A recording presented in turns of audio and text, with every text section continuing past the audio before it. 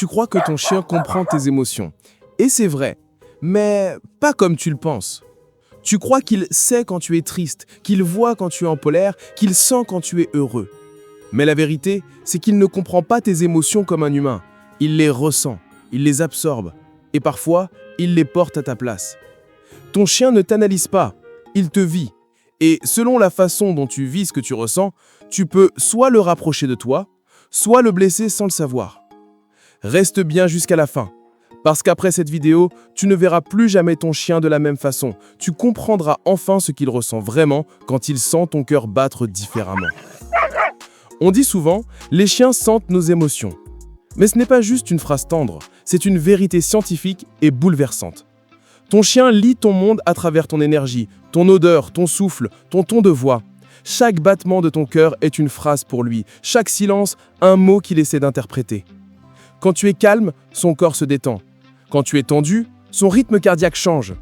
Il t'imite sans le vouloir, parce qu'il est connecté à toi d'une manière qu'aucun humain ne pourrait comprendre. Mais cette connexion, si belle soit-elle, a un prix. Parce qu'un chien qui ressent tout finit parfois par porter trop. Quand tu es triste, ton chien ne se dit pas « mon humain est triste, je vais le consoler ». Non.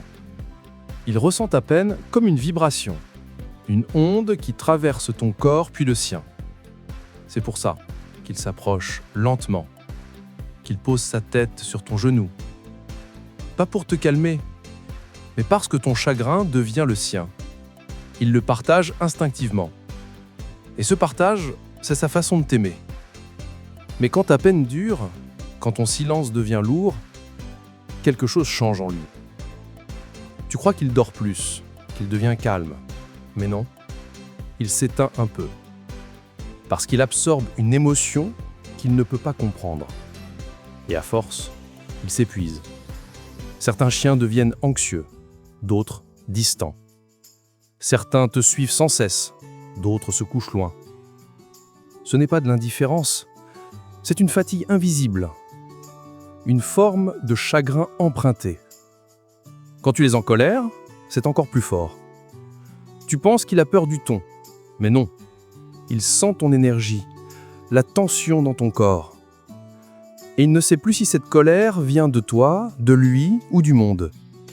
Alors il se fige ou il se cache. Non pas pour fuir, mais pour ne pas être l'écho d'un orage qu'il ne comprend pas. Et quand tu es heureux, alors là, tout change. Son corps s'ouvre, sa respiration s'accorde à la tienne. Il te suit, il te rit, il s'élève avec toi. Parce qu'à ce moment-là, vos émotions se fondent. C'est là que naît la magie. Vos cœurs battent ensemble, littéralement. Mais ce que peu de gens savent, c'est que ce lien si pur, si fort, est aussi extrêmement fragile. Parce qu'à force de vouloir t'aimer, ton chien oublie parfois de se protéger. Imagine, tu rentres d'une journée lourde. Tu t'assois sans un mot. Et lui, ton chien vient se coucher à tes pieds. Il te regarde un instant, puis baisse la tête. Tu crois qu'il se repose, mais non. Il respire ton émotion. Il la goûte, et doucement, il la prend. Tu le vois bâiller, soupirer, s'allonger. Tu penses qu'il se détend, mais non.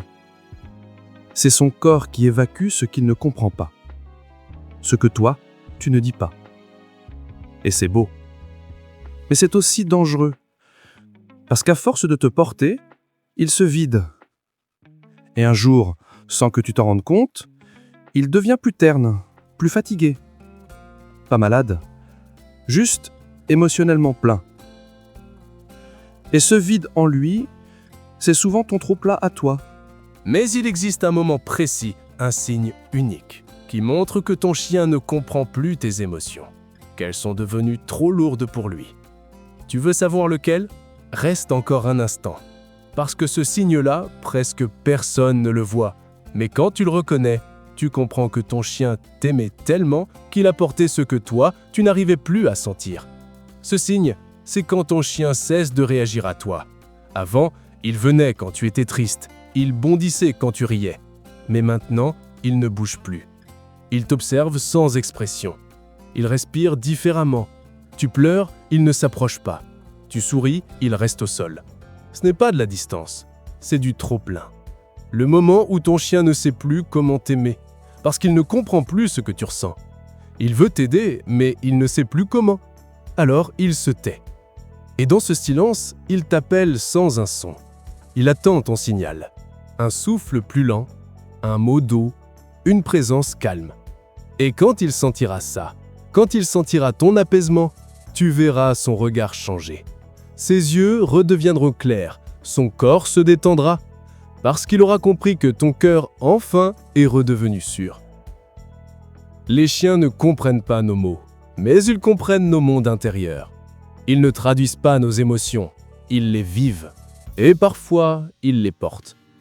Alors pour lui, respire lentement, parle doucement, sois clair dans ton cœur.